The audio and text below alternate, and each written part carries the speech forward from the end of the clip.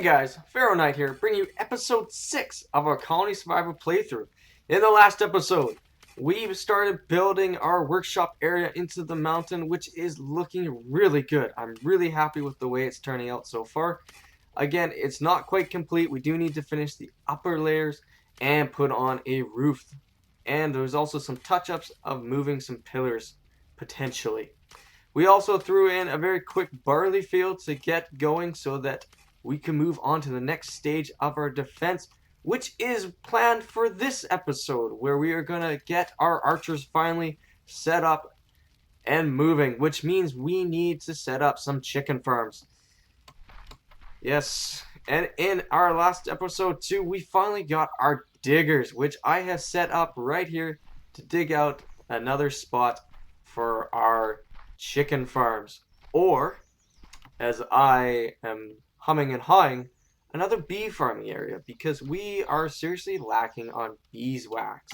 It's one of those few things that we're really struggling to pick up right now, especially since we are using it for our wood coatings to get our treated planks, which I think look great, and I kind of want to use these for our wharf when we get around to building that. Alright guys, so we have been busy. Our second barley field is in, so now we have 2 flax fields and 2 barley fields, and we'll see if we need to change that in the future. Again, still thinking of putting in a staircase around this area, and this whole area will need to get tidied up at some point. I just want to get it in quickly so we could get on to getting our bowman. With that in mind, we now also have our first chicken farm up here on the 3rd layer. So he's been diligently working away, and I've let it run for a while, and we are set for arrows. We have a good amount of feathers in stockpile, and yes, we have finished our science for bows, which means that we can now head over to our defense and finally change out our guards. And there is the first one. So let's just do the rest up here. Put you in. Just like so. Oh yeah, and then I slap this guy in as a extra. I might just do that. So with this, I am probably going to have to go and carve out the walls a little bit more, because now with the arches, we do have more line of sight. Oh, and I gotta go and deal with all the jobs too that I set up. But yes, with the archers, we do have more line of sight. We do have more firing power, which is all really impressive. Which actually, this is perfect because I did move all our crafters up into this area. So they're now all up in here, ready to go. This is really good. Actually, and I have set up some more jobs. So there is a few more jobs set up around. Most of them are mining jobs and getting ready to move into iron. So we just do that right now. We'll fill all jobs. Perfect. And while I'm on it, we'll go over here and change out our day guards. This never gets any more interesting than this. Alright, so our archers are in. That's all looking good, and everything seems to be going well. The next step is we have reached over 50 colonists, which means we could get our first banner radius upgrade. But, as you can see, our happiness is -30, though it's -29 over there. But either way, it is in the negative, so we can't do it. So what we're going to do is we're going to come in here and we're going to boost our fish. We're going to give them some cake. I think I'll also have a candle or 2 that I can give out. Let's see, let's hand out some berries, a little bit more bread. And I'm just going to raise that just enough, hopefully, that we can get our happiness above 0, get our colony upgrade, and then we can reduce those things again. Because right now I'm worried that food is going to become an issue just because of the limited space we have.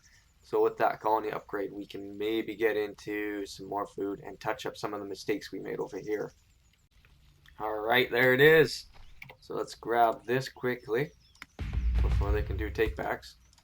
And then we will reduce the amount of berries, reduce our wheat, reduce the amount of fish that we give out, and again, we can leave some cake and leave some fish up. The candles I am going to take off because they're a bit of a pain to get though. So we're at negative 15. We will look about getting our happiness up so that the cost of our colonists goes down.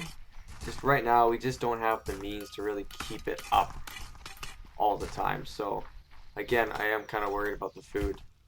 Alright, so now that we're at this stage, we do have access to the stonemason bench. So the stonemason adds in a bunch of new blocks that we can use. I believe these are the stones from the mountainside, so if we make a mistake now, we can fix that up. We also have some brownstone bricks. We have a bunch of different bricks here, as well as these cobblestones. So I thought we would just take a quick peek and see what each of these look like. Alright, so first is our dark yellow stone bricks. I don't see much of a difference between our normal bricks, but so be it. We have our dark red stone bricks. I like this. This is nice. It's a lot more deep than what we currently have up there. These are the black stone bricks. And this is the red bricks. Not quite sure what's the difference between, oh, dark red bricks. These are the brown stone bricks. I quite like these. These would be perfect for pathing, and maybe if you're going for that old build style, this really seems to fit that. I also like how this is one of the few textures that you can actually see a depth or a crack inside the actual bricks itself. These are the cobblestones. The gray cobblestone. I believe this is the yellow cobblestone. No, brown cobblestone. And the black, and I believe this is the gray. They don't have much. Oh, this is blue. Doesn't look that blue. Not much difference between that. You can see a little bit between the coloring, but other than that, it's not that different. So these are now what we have to work with. I think something along these lines would be nice for Wharf having a liner if we do it. And by that I mean if we use any of these blocks for down here. Honestly, I think wood is much better for the wharf once we get onto that. But so these are some of the new blocks that we do have to work with. Alright, so I'm just putting on the roof now to the workshop. I'm using the tiger logs and the dark stone steps to give it a natural sloped look out.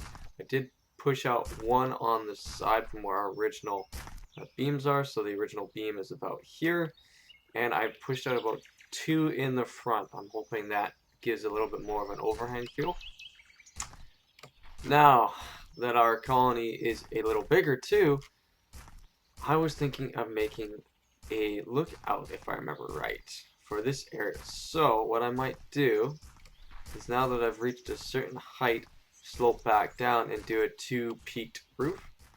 I'll have to see what my spacing's like, and we'll take it from there. Maybe the walkway can come out into the middle between the 2 roofs. That might be nice.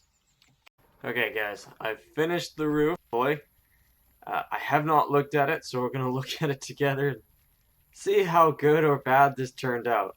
I did add a little bit of crenellation too to the higher roof. Okay, here we go. It's not bad. I need to add some more lights up there. There's something that doesn't go quite right with the white one here. I might have to do something with that guy. Break it up somehow, because that doesn't look that great on the front there. Neither does that. So we're gonna have to add a little detail. Whether it's the plants again or something else, we'll have to add some detail in there. But the roof itself, I can't say that I see any real problems there. I do like the little bit of crenellation there. Again, I really wish you could put half blocks under a block instead of only on top of it or on the side. On the side would be nice too. Maybe that's in a future update. Alright, so I'm going to play around with the front and see if I can't finish that and get that fixed up. Okay, I think I'm gonna go with that for right now. That looks okay to me.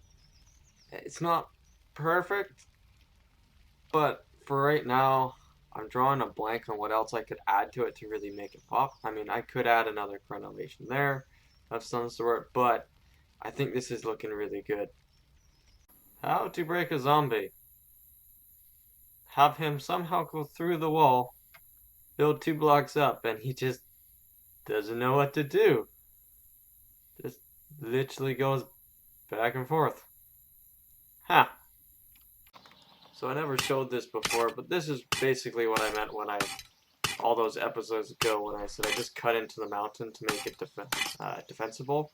So I'm just basically cutting a 2 high swath all the way around so that any zombies that spawn in a weird spot on this mountain can't actually get down to me, down in the area below.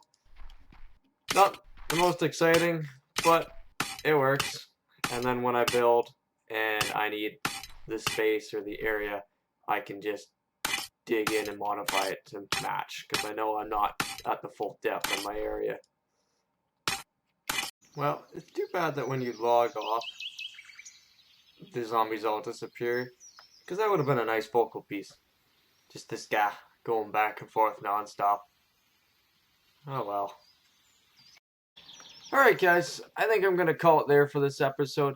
I've got a lot of work here to wrap around, get the defenses set up. Again, hopefully this time we won't do a repeat of our disaster video. In this episode, we got our archers set up and strengthened our defenses. We cleaned up the valley a little bit so that we have more line of sight. We also got around to finishing up the workshop, other than the fine touches that we'll come up with as we go.